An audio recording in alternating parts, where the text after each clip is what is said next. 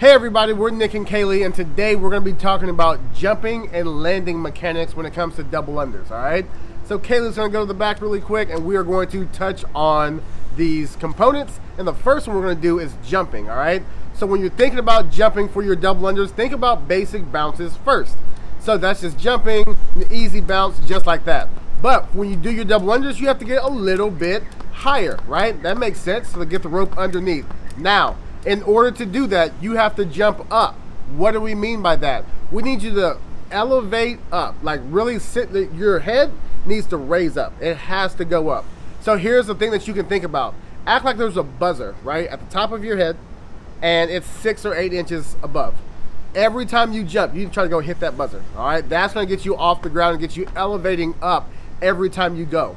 Now, what we don't want to see really quick is like these little butt kicks or like bringing your knees up. Does it work sometimes? Sure, but that's ultimately not what we want, okay? Now, when you're doing your double unders, like we said, we want you to jump up. When you're jumping up that high, you gotta think about this. You need to flick through, all right?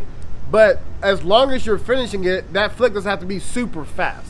So the higher you go, the slower that flick will be, as long as you're continuing to finish your double under.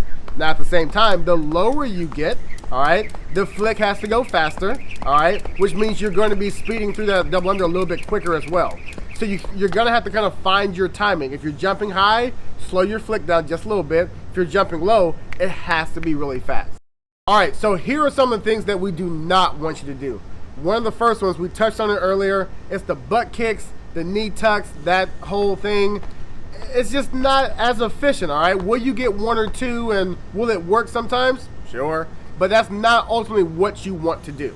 The second thing is we don't want you to pike, all right? Meaning your toes are coming forward, your butt's kind of poking out. We don't want that at all. Kaylee can show you a few double unders just like that so that you can see that, will it work? Sure, all right? But that's not what you want, all right? We want to make sure that your shoulders are on top of your hips, on top of your ankles and your toes, so that you are very efficient with your double unders when you're doing all of your jumps. So now we're gonna get into some landing techniques, all right? One of the first techniques that we wanna talk about, we got two of them for you. One of the first ones we wanna talk about is absorbing through the knees.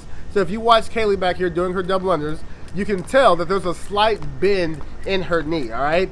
So you want to do that because whenever you're landing, you need to somehow absorb that contact, all right? If you have straight legs, like stiff legs, it's not going to feel good. You're going to be stomping on the ground. You're going to be sending these shock waves through your legs. It's not going to be great. So you want to make sure that you absorb the landing in your knees. It'll give you time to land and then jump up again, all right?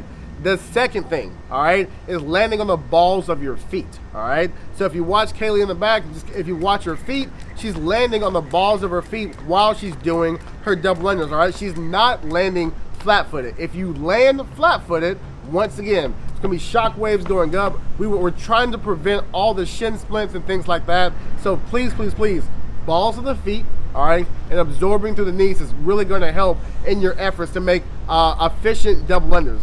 Another way to do that is actually finding a good mat, all right? Elite SRS actually has a really, really good mat that you can purchase. It kind of takes out some of the hard pounding, right? Because you have something a little bit softer to jump on, but it's actually really cool because you can still, like, it won't really mess you up. It's a really good mat. Yeah, it's pretty awesome. We definitely use it ourselves, and it's really helped us out. So we encourage that, and cool thing, you can find the link to that and other cool things in the description.